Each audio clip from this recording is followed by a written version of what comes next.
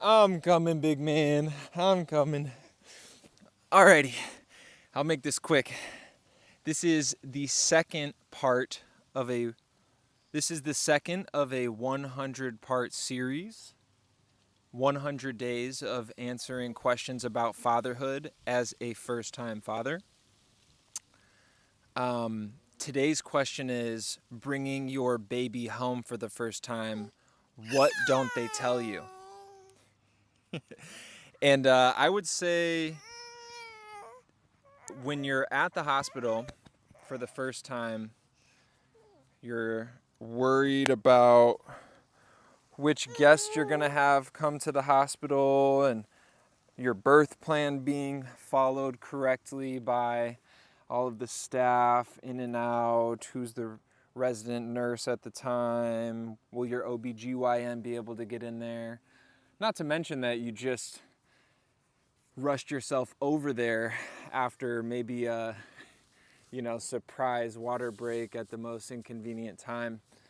But once you get to the hospital, you're in such a mindset and such a mental space where the only thing in front of you is the next few minutes until the final push.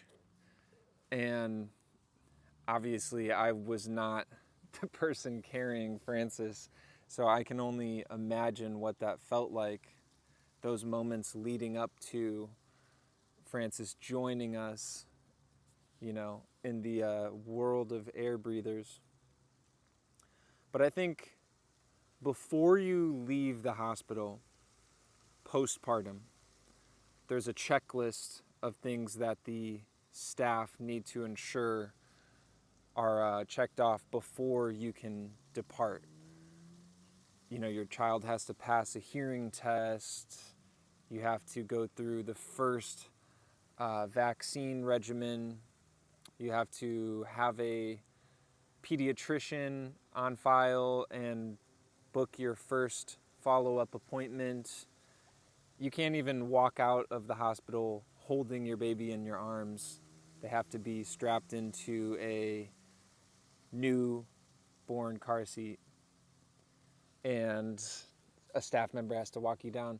So you have this checklist of things, and you're worried about making sure you have everything done before you can get out of there. Not to mention you're disoriented, you're tired, you're sleeping on these uncomfortable beds in a well-lit environment 24 hours a day.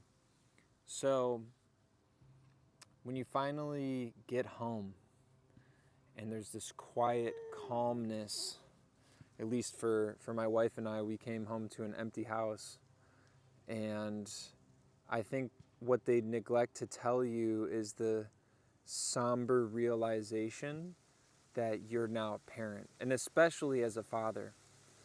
You have this barrier, this embryonic barrier between you and your child, and there's this safety in the womb that as long as your wife is getting enough sleep, getting enough water and nutrition, your baby is safe.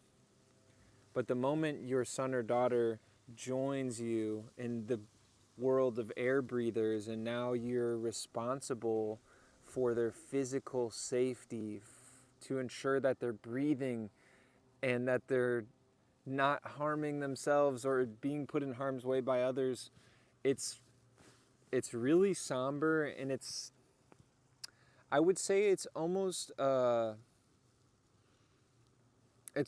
like a sadness or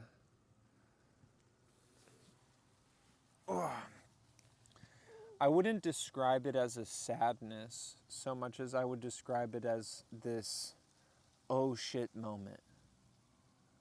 It's really here, especially as a dad. I don't think that those 9 months of gestation really hammer home the reality that you're a father. It's more of this waiting game. So when Francis was born and we first arrived home, it was very I don't know, it was definitely overwhelming. I think the first night when you arrive back home from the hospital, you can't help but check if your child is breathing every like 1 to 2 minutes. And you're constantly going through a state of like anxiety and fear mixed with excitement and big emotions, cortisol plus dopamine plus serotonin. It's all on 10, you know? So, to answer the question,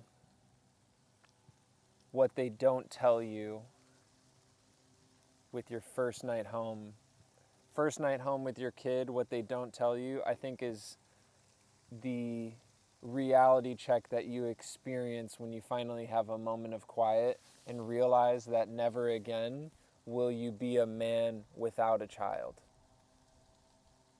That was a big moment for me. Stay tuned tomorrow and every day thereafter for 100 more of these parts. I'll be making I'll be making some clips about what it's like to be a father for the first time.